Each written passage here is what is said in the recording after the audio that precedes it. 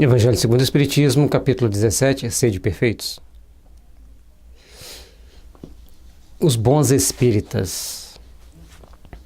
Bem compreendido, mas sobretudo bem sentido, o Espiritismo leva aos resultados acima expostos. Que caracteriza o verdadeiro espírita como cristão verdadeiro? Pois que um é o mesmo que o outro. O Espiritismo não constitui nenhuma nova moral, apenas facilita aos homens a inteligência e a prática da do Cristo, facultando fé inabalável e esclarecida aos que duvidam ou vacilam. Então, o primeiro passo que a doutrina espírita sempre deixa claro para seus seguidores, que devem segui-la aqueles que estão insatisfeitos onde estão, aqueles que duvidam, aqueles que vacilam nas suas crenças. Se você está numa determinada religião e se sente feliz nela, tudo bem. Mas isso também não impede que você venha estudar a doutrina espírita, venha conhecer a doutrina espírita. Porque muitas das vezes nós sempre queremos uma resposta a mais e talvez nós nem pensamos nessa pergunta, mas ao assistir uma palestra espírita ela aparece. E é interessante que ela aparece com a resposta e aquilo completa o vazio que a pessoa tem. Então a pessoa pode querer seguir a doutrina espírita. A doutrina espírita nada mais é do que o Evangelho de Jesus bem explicado. Portanto, Kardec deixa claro para a gente aqui que, vivenciando ela com inteligência e prática, a gente está vivenciando aquilo que Jesus ensinou, nós estamos vivenciando a prática do Cristo. E isso é importante para que nós possamos entender. Então, nós temos que saber que a doutrina espírita bem vivenciada e bem sentida, nós estamos vivenciando o sentimento do verdadeiro cristão. Porque o verdadeiro cristão deve colocar em prática todos aqueles tópicos e mais alguns outros que não forem enumerados no tópico 3, que é anterior a isso aqui. Então, nós temos que estar sempre vigilantes com as atitudes que tomamos, com a postura que vamos tomar, para que a gente possa, então, ter o entendimento de que é ser espírita. E, como ele está nos mostrando, não institui nenhuma moral nova, simplesmente realça todas aquelas máximas morais que Jesus trouxe no seu Evangelho, que pregou durante o tempo que ele esteve aqui conosco. E aquelas máximas é as tais quais nós devemos seguir para praticar e procurar ter mais bons sentimentos em nosso coração.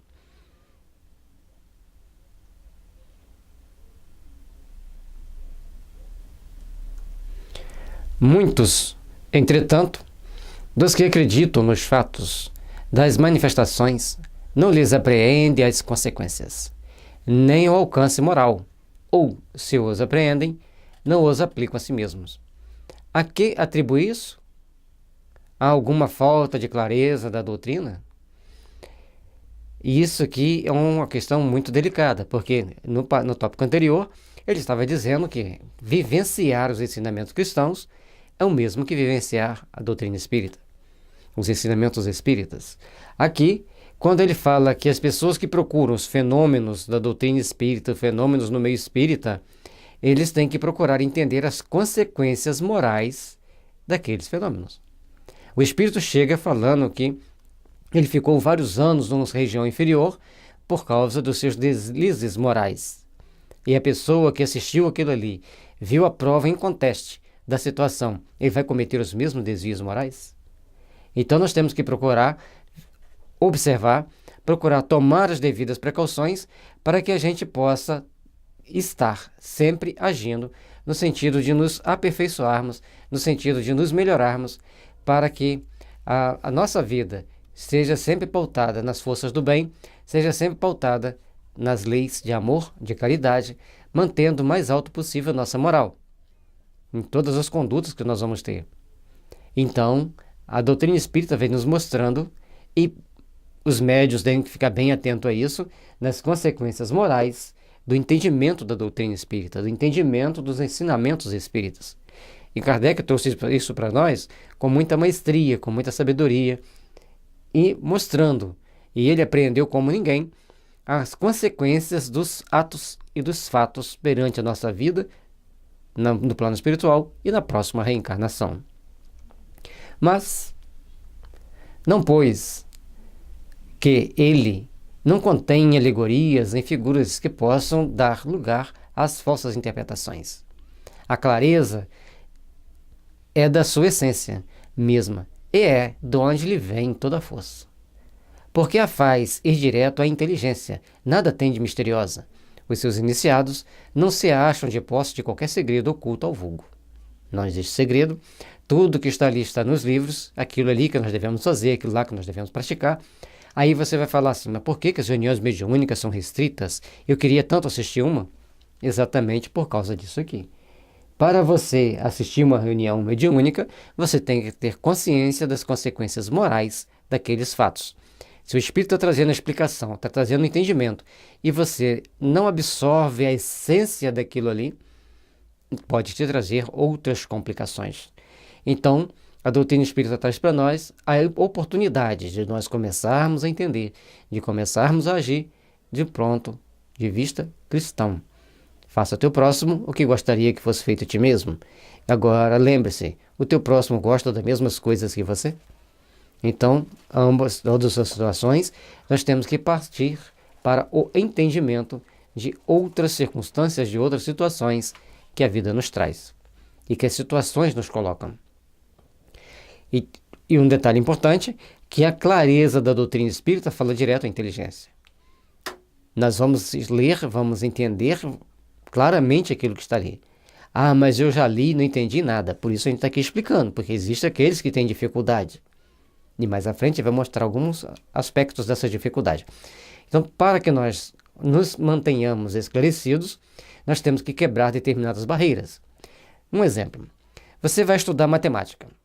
Então, você chega lá, conforme vai estudar a matemática, ela vai ficando mais complexa. Aí, chega um momento que você fala assim, agora não dá.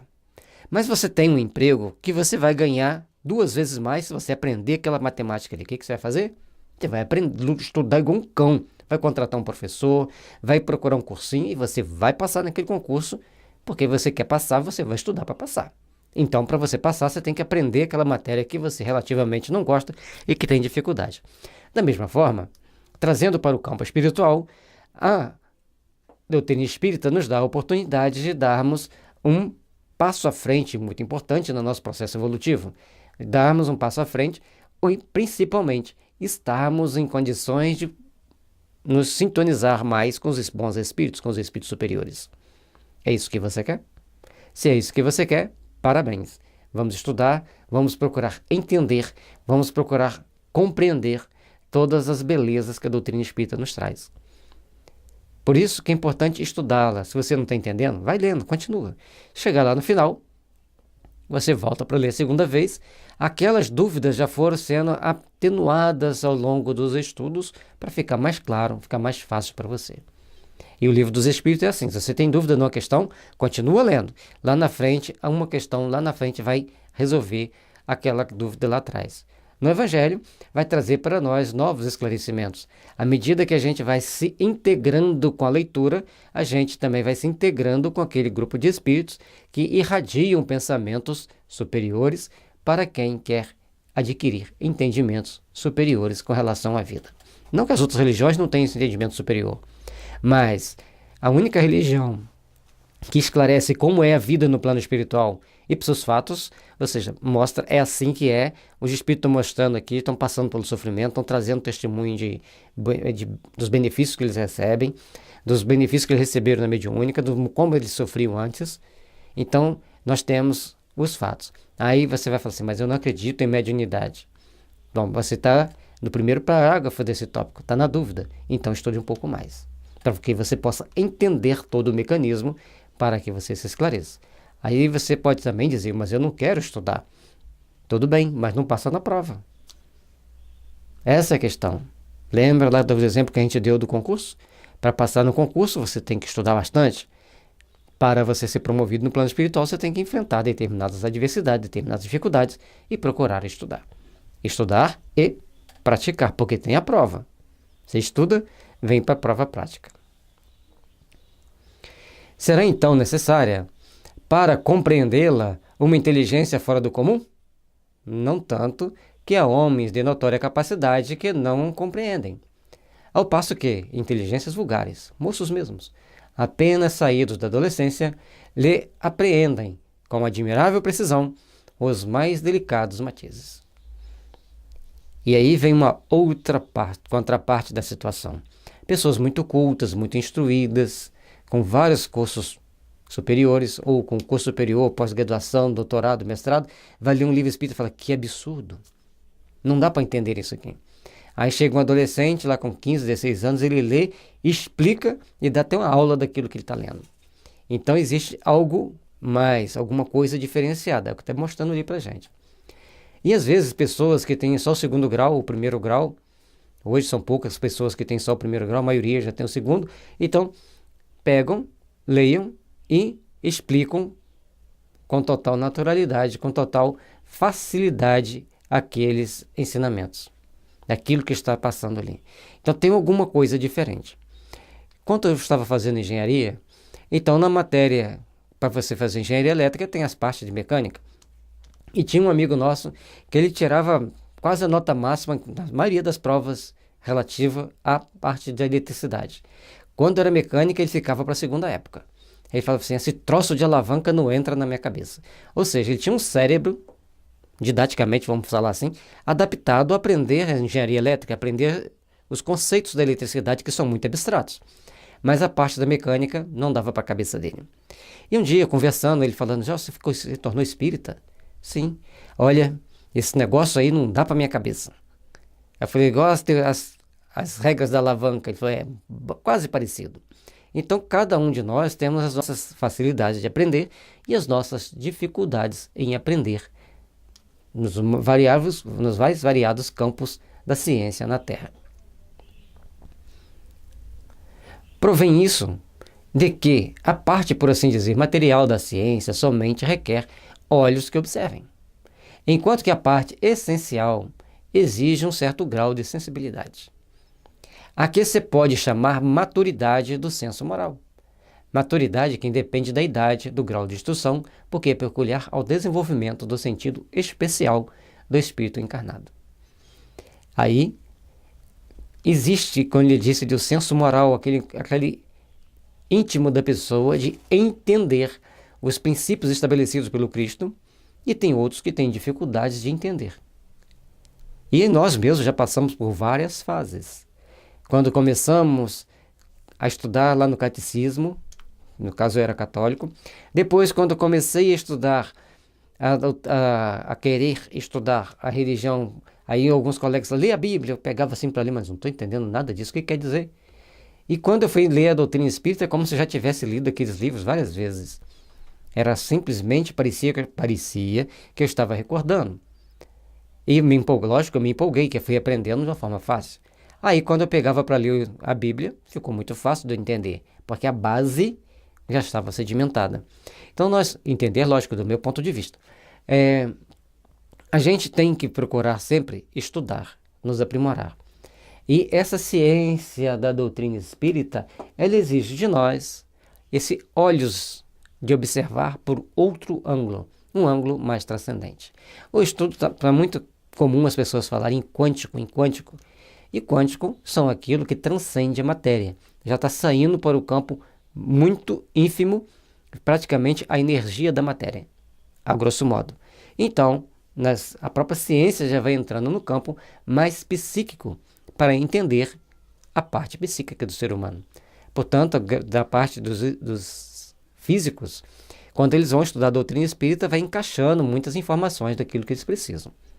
Mas, sempre tem um mas, aquela ciência que nós aprendemos primeiro, ela começa a ter preponderância sobre as demais. O ideal é que um físico fosse de família espírita, estudasse bem a doutrina espírita, quando ele fosse estudar a física, aí ele ia encaixar as duas ciências. Quando você aprende a física para aprender a doutrina espírita, nem sempre vai ficar tão perfeito, no meu entendimento, a interpretação da pessoa. Mas nós estamos num planeta de provas e expiações. Então, nós vamos aprendendo, e esse parágrafo é autoesclarecedor, na frente ele vai mostrar, etapas por etapas, para que, na próxima reencarnação, nós tenhamos condições de oferecer mais pelas forças do bem. Então, a parte essencial, existe certo grau de sensibilidade, que você pode chamar de maturidade ou senso moral. Então, a sensibilidade de perceber sem ver a parte psíquica do ser humano, a estrutura psíquica da vida no mundo espiritual, a parte psíquica da vida que nós temos na nossa existência, no nosso caminhar, no nosso processo evolutivo. Todos nós estamos caminhando para o aperfeiçoamento, para o engrandecimento espiritual, para nós adquirirmos, como ele diz ali, um desenvolvimento especial para o espírito. Isso, no caminhar desse terceiro milênio, vai ser de extrema importância cada espírito ter esse entendimento espiritual, até mesmo para reencarnar na Terra com funções relevantes, com funções de grande importância dentro do planeta. A espiritualização, a tomada de consciência para o espírito ter o senso de reencarnação, o senso de responsabilidade cristã, o senso de responsabilidade da consciência é fundamental para que todos nós tenhamos condições de compreender a vida sob outro prisma.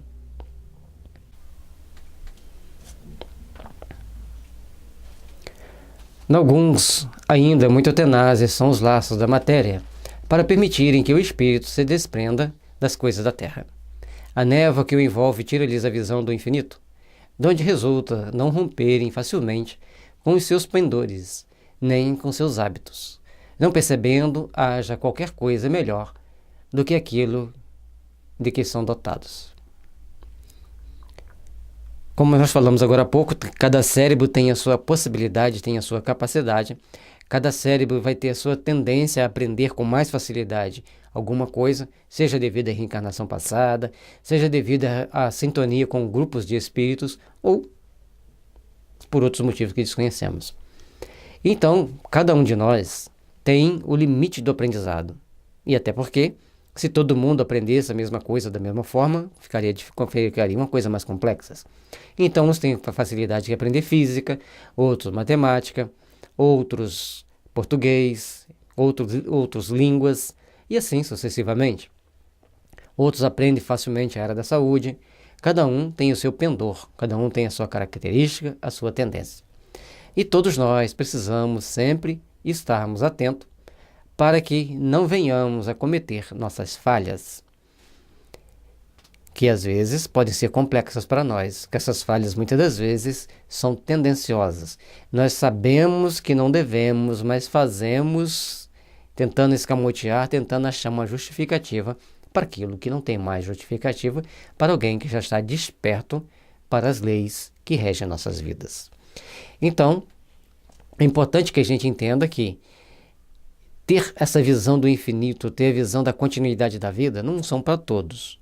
Nós estamos aqui conseguindo compreender, provavelmente fomos bem preparados no plano espiritual para isso. E como não tem jeito de preparar todos, prepara-se alguns.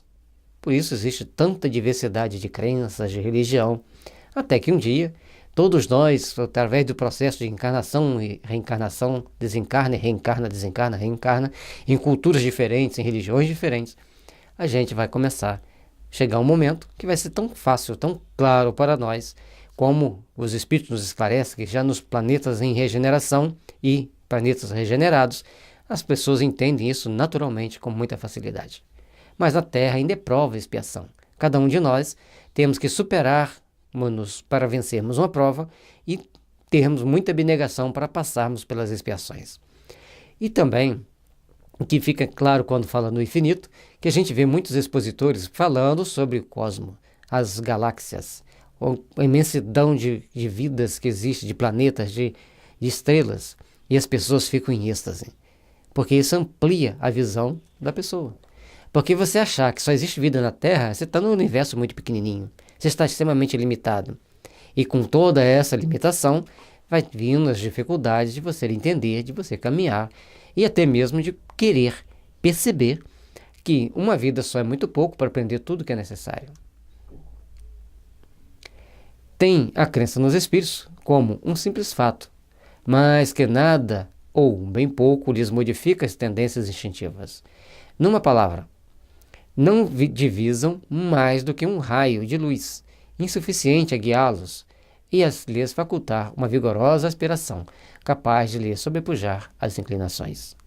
as tendências do espírito, e Rochester deixa muito bem claro isso na sua sequência de livros, quando ele pega lá a história Chanceler de Ferro, Faraó Menefitá, Romance de uma Rainha, mostra aquele grupo de espíritos aprontando lá no Egito, e depois eles saem apontando em Israel, na Grécia, em Roma, na França, na Alemanha, e provavelmente muitos deles estão aqui no Brasil.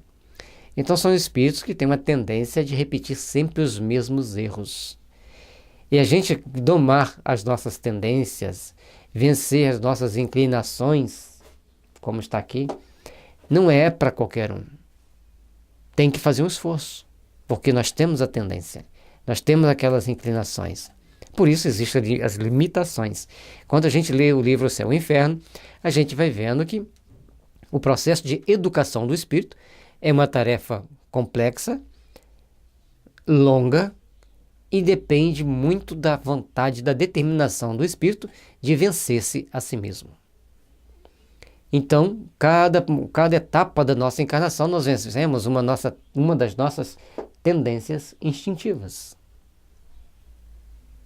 que se faz necessário ao nosso aprimoramento, que se faz necessário à nossa melhoria íntima, à nossa condição de aperfeiçoar, de trabalhar o nosso íntimo, para estarmos cada vez mais em condições de agir de acordo com os ensinamentos do Cristo. Atém-se mais aos fenômenos do que à moral, que se lhes a figura sediça e monótona. Pedem aos espíritos que incessantemente os iniciem em novos mistérios, sem procurar saber se já se tornaram dignos de penetrar os arcanos do Criador. Então nós precisamos começar a entender por outro ângulo, começar a entender por novas perspectivas. Mas um grande número das pessoas que procuram o Espiritismo, eles querem sempre novidades e novidades, mas as máximas morais eles não querem aprender muito. Abstém-se. Aí eles vão procurar romance para trazer sempre uma informação diferente. Vão procurar outros livros, mas esquecem das obras básicas que vai dar a base, o alicerce, vai sedimentar o caminho para que você possa prosseguir com naturalidade e com segurança. Não adianta querermos pedir incessantemente aos Espíritos para nos ensinar novas técnicas, ter uma concepção diferente do mundo espiritual, porque não é bem assim que as coisas funcionam. Vai funcionar por novos prismas, por novas etapas, por novas percepções. Por isso que nós temos que ser, ele coloca, ver se nós somos dignos de penetrar os arcanos do Criador, porque tem determinados detalhes que a gente não precisa ou ainda não pode compreender plenamente. Porque talvez, devido à nossa má sintonia, se nós compreendermos aquele pedaço que às vezes a gente faz tanta questão de aprender, nós estaremos dando asas para nossos amigos espirituais criarem certas situações mais complexas que nos colocará em risco. Então cada um aprende aquilo que dá conta e aquilo que lhe é permitido. Logicamente que também não vai ser proibido você procurar estudar mais, procurar aprender mais, mas lembre-se, as obras básicas, os ensinamentos de Kardec são o sedimento, o alicerce para todas as atividades espirituais que nós quisermos empreender. Lembrando que nessas bases estabelecidas por Kardec, tem como essência os ensinamentos morais de Jesus. Então Jesus, Kardec e Hahnemann trazem para nós a compreensão do ser espiritual, do ser humano, da alma humana, e aí nós teremos como caminhar para entender algo mais com mais segurança. Se existe algo mais, porque desses algo mais que tantas pessoas procuram, às vezes são até menos diante da grandeza que esses três espíritos sublimes trouxeram para nós. Esses são espíritas imperfeitos, alguns dos quais ficam no meio do caminho ou se afastam de seus irmãos em crença, porque recuam ante a obrigação de se reformarem, ou então guardam as suas simpatias para os que lhes compartilham das fraquezas ou das prevenções. Contudo, a aceitação do princípio da doutrina é um primeiro passo, que lhes tornará mais fácil o segundo, noutra existência. Saibamos, pois, caminhar com segurança. Saibamos, pois, colocar em prática os ensinamentos cristãos verdadeiramente. E aqui ele já mostra para nós que alguns desses irmãos que são imperfeitos, não querem procurar estudar a fundo as bases da doutrina, falam que está incompleta, que não fala tudo, mas também ele não quer aprender o que está lá. Ele quer buscar outras fontes e fogem da doutrina. Mas, sempre tem um mas, eles vão se agrupar junto com os seus afins, vão criar alguns ensinamentos paralelos, algumas atividades paralelas e, de uma forma ou de outra, vão estar se espiritualizando. Porque cada um de nós temos a tendência de sintonizar com aqueles que carregam conosco as nossas fraquezas, as nossas tendências, as nossas prevenções. A quem tem ideias diferentes da nossa, nós teremos de uma certa dificuldade de conviver e nós temos que ficar atento. Em se tratando de coisas espirituais, lembremos que aquilo que foge de Jesus, Kardec e Hahnemann pode nos atrasar o processo evolutivo. Se você discorda de mim, tudo bem, é seu passo. Eu prefiro ficar com os três. E por que Jesus, Kardec e Hahnemann? Jesus, para nós espíritas, cristãos que somos, acreditamos que Jesus é o diretor, gerente do nosso planeta. É aquele que dirige o nosso planeta espiritualmente. Kardec veio trazer as bases do entendimento da vida espiritual para melhor compreendermos Jesus. E anterior a Kardec, Hahnemann ele era um médico, cansou de tratar as pessoas e não obter resultado, então ele passa a ser um tradutor de livro, até que um dia ele acha a chave para criar a homeopatia, que é a medicina da alma. Os remédios, quanto mais diluídos e dinamizados, mais efeitos eles produzem, mais rápido é a cura e mais duradoura também é essa cura. Logicamente, que você vai falar, mas tem que fazer reforma íntima. Se não fizer reforma íntima, nada vai funcionar. Mas a homeopatia, ela sempre lhe dará condições de se enxergar melhor. Por isso, os três formam uma base de um triângulo que nos dará força para prosseguirmos o nosso processo evolutivo. Aquele que pode ser, com razão, qualificado de espírita verdadeiro e sincero, se acha em grau superior de adiantamento moral. Olha o tamanho da responsabilidade. Queremos ser espírita verdadeiro, temos que nos colocar moralmente de uma forma superior. Lembre-se lá do tópico 3, para sermos um homem de bem, para ser um ser humano de bem. O espírito que nele domina, de modo mais completo a matéria, dá-lhe uma percepção mais clara do futuro. Os princípios da doutrina lhe fazem vibrar fibras que nos outros se conservam inertes. Em suma, é tocado no coração, pelo que inabalável se lhe torna a fé. Então, nós temos que ter mais domínio sobre a matéria.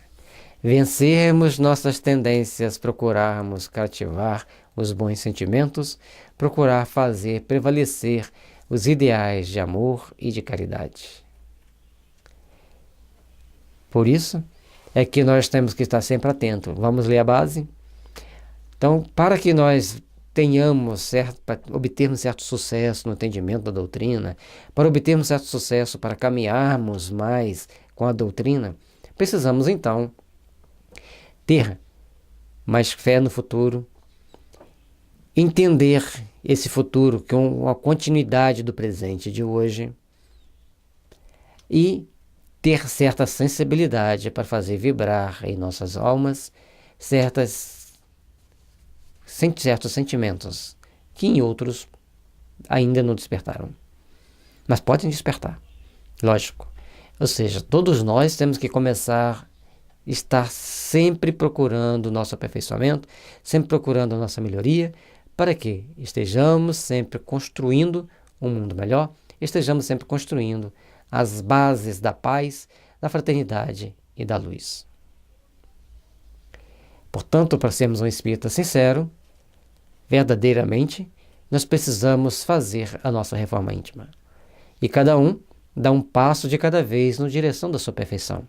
O que é importante é que Saibamos que, como diz Jung, no pôr do sol sempre virá um novo amanhecer. E em cada pôr do sol do nosso dia, em cada pôr do sol da nossa vida, temos etapas a vencer, temos trabalhos a construir para que no amanhã estejamos mais conscientes, mais vivenciar mais os ensinamentos do Cristo, fazendo brotar em nossas almas amor, caridade, compaixão e respeito.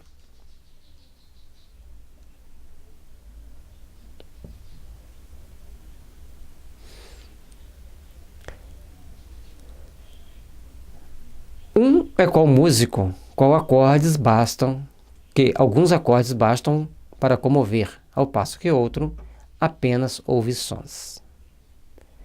Então aquele que se toca mais facilmente pela literatura espírita, pelo ensinamento espírita, ele vai estar mais propenso a defender-se, ele vai estar mais propenso a tomar atitudes compatíveis com o seu processo evolutivo. E aqueles outros que ainda não se sentem facilmente tocados, eles vão nos levar, sendo levados pela vida. Deixa a vida me levar, a vida leva eu, não tem uma música assim? Então, alguns vão assim, a vida vai conduzindo eles para um caminho, ele tropeça e cai, aí muda o rumo da existência dele para outro lado, ele tropeça e cai, e outros vão sendo mais vigilantes, vão sendo mais atentos. Isso vai ter em todas as religiões.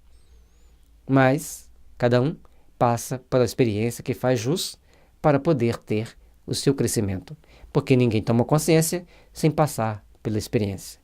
De alguma forma, ele tem que vivenciar aqueles fatos. Aí vem essa frasezinha mágica. Reconhece-se o verdadeiro espírita pela sua transformação moral e pelos esforços que emprega para domar suas inclinações más. Então, o verdadeiro espírita não é aquele que está pronto, que está perfeito. Todos nós temos as nossas tendências, todos nós temos nossos defeitos, todos nós temos as nossas etapas a serem vencidas, temos nossas etapas a serem trabalhadas. E então, reconhece-se o verdadeiro espírita pela sua transformação moral. Cada dia ele procura melhorar alguma coisa, e pelo esforço que emprega para domar as suas inclinações más. Aí você olha assim, mas aquela pessoa, todos nós temos aquela pessoa para a gente apontar o dedo. Mas a gente já parou para pensar o quanto que ele já modificou até hoje para chegar ali naquela condição? E a segunda parte, ao invés da gente falar, mas aquela pessoa, a gente tem que fazer uma oração, orar por ela. Porque a oração é o alimento das almas e é o grande transformador do espírito humano. Enquanto um se encontra com o seu horizonte limitado, o outro, que apreende alguma coisa de melhor, se esforça por desligar-se dele e sempre o consegue, se tem firme vontade. Então, algumas pessoas estão caminhando para aquele horizonte limitado, buscando a sobrevivência no mundo material. E outros, ao ver uma centelhazinha de luz iluminando um caminho diferente, que lhe dá uma possibilidade para melhoras no futuro, ele agrega aquela centelha, faz ela se tornar uma grande lâmpada para iluminar seu caminho e de muitos. E aí fica o convite. Qual o lugar que você quer estar? Naquele que pega de uma centelha para transformar numa grande lâmpada, ou aquele que fica contente com a centelha mesmo e vai caminhando, sem grandes transformações? O convite está feito. Jesus nos convidou há 2000 anos atrás para uma grande transformação íntima, para uma grande transformação moral. E compete-nos, hoje, tomarmos consciência da nossa responsabilidade para caminharmos, sempre voltando para o nosso aperfeiçoamento, para o nosso melhoramento. E assim, que Jesus nos ampare, que Jesus nos ilumine, fortalecendo-nos para que os dias de amanhã sejam repletos de luz, de bênção e de fraternidade. Muita paz, que Jesus nos ilumine, nos abençoe e nos fortaleça.